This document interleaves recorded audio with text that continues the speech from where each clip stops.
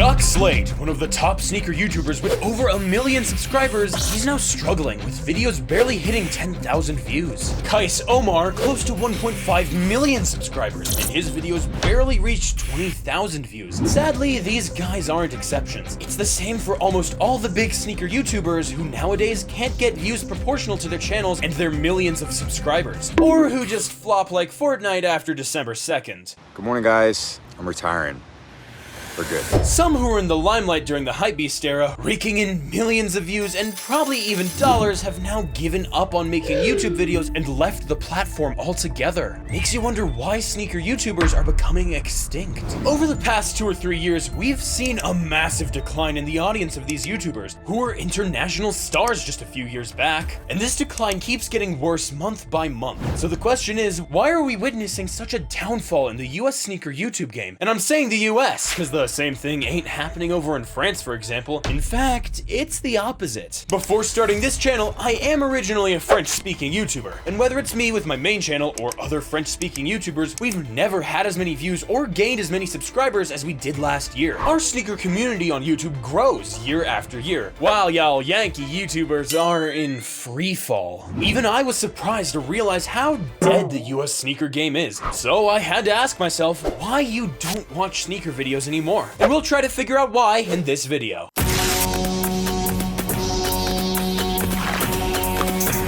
Yo, hey guys, it's poppin'.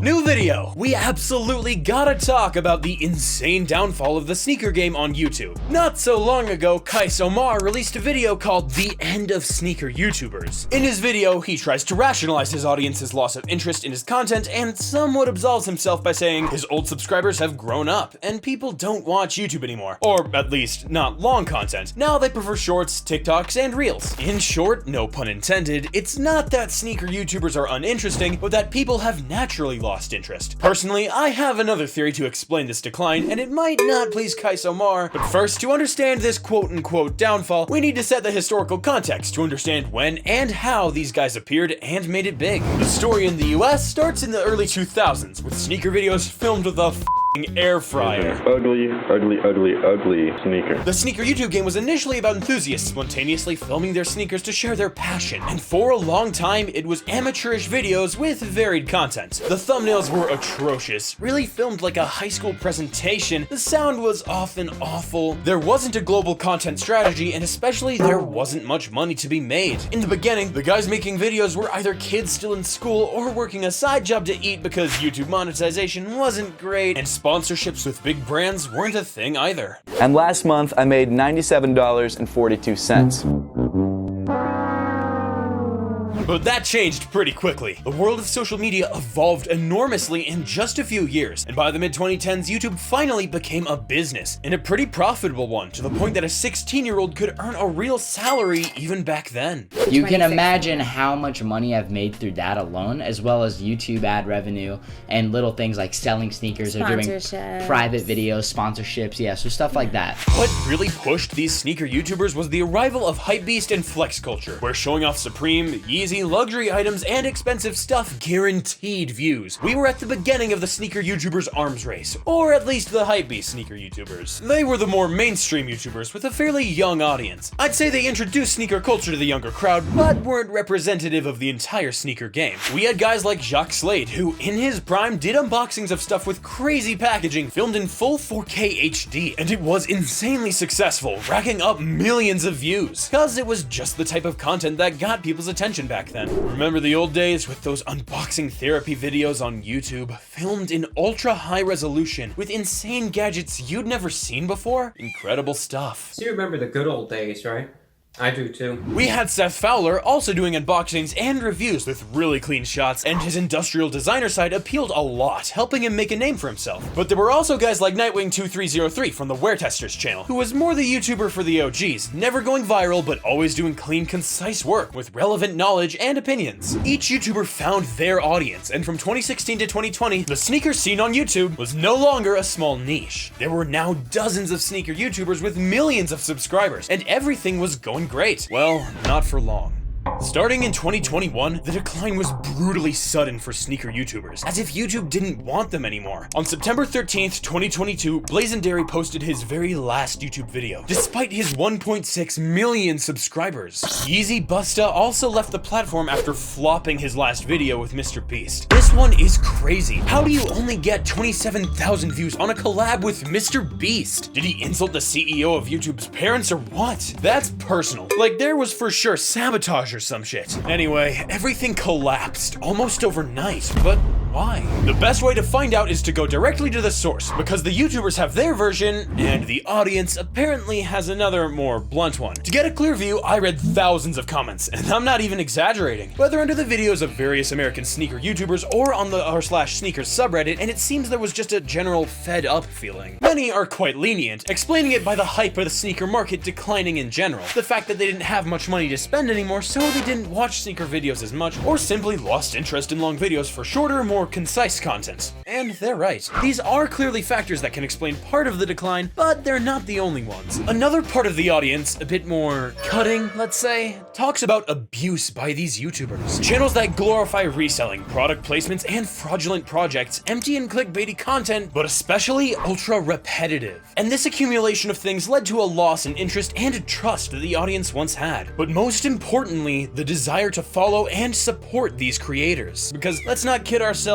they've done some pretty shady stuff. Like when YouTubers do sponsored content with mystery box companies that are literally just scams. When Marcus Brownlee, who's not even a sneaker YouTuber, launches a sneaker collab with Adams that's apparently just a terrible ultra cheap product sold for $180, and his sneaker YouTuber friends hype it up to make it seem worth getting into when you're a sneaker fan, even though there's no interesting design or quality behind the project. It's just a dude that helps his buddy cash in on the back of his fans. Or even when sneaker YouTubers create their own shoes in collaboration with We Are Underdogs and the company goes bankrupt, leaving hundreds of people hanging without ever sending them their shoes, and the YouTubers end up saying, "Sorry guys, it's not us, we'll see what we can do." You quickly realize how their audience was taken for fools, and that there's a willingness to benefit themselves and brands at the expense of their community, so of course they ended up turning their backs on them. But honestly, the decline could also simply be explained by the quality and relevance of their content. A guy like Jacques Slade, he built a big part of his audience thanks to his crazy unboxings, which were only possible with the help of brands. For him to make cool unboxing videos, well, brands have to send him cool products, otherwise no one cares. Kais Omar has been around for 40 years. He's 112 years old now, still doing the same old sneakerhead sketches, living in a terrible loop without ever really trying to improve his content. So yes, it's true that the audience shifted to something else. I mean, there's still a place for unboxing, but unboxing yet another Jordan 1 shouldn't take more than a minute. So if it's still going to exist today, it has to be in the form of a short. Otherwise, no one will watch it. The classic sneaker YouTuber making a 10-minute video that could be summarized in 38 seconds about a pair of sneakers we've all seen 84 times on Instagram, 112 times on Twitter, and 443 times on TikTok, that doesn't work anymore. It's simply outdated. In France, since the sneaker niche is pretty small, we all quickly understood that. That's why our content is much more diverse.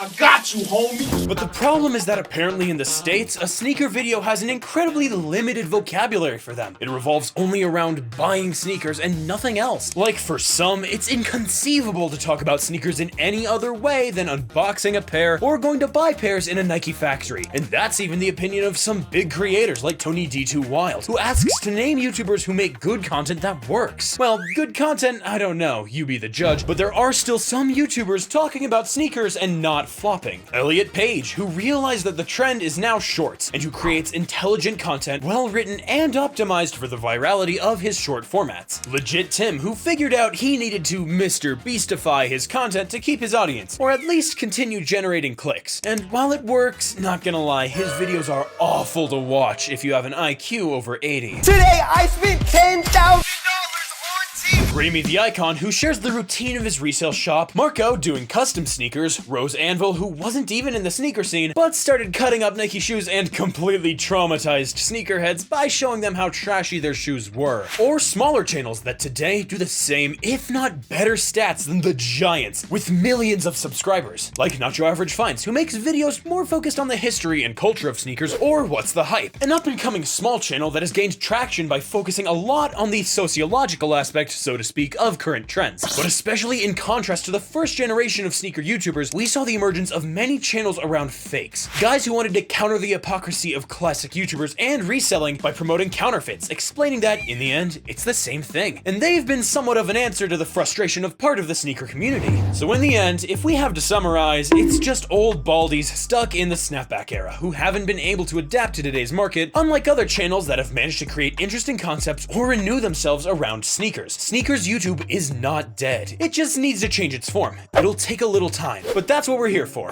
Come and touch your luck. Did she waste my pills? But I don't give a fuck. Love the strongest drug, but it don't cost a buck. All these niggas down bad for a bitch, but they all suck. Touch mine, then you gon' get sent up with some hollows. We'll see tomorrow. My bitch in first class, no Jack Harlow. You niggas on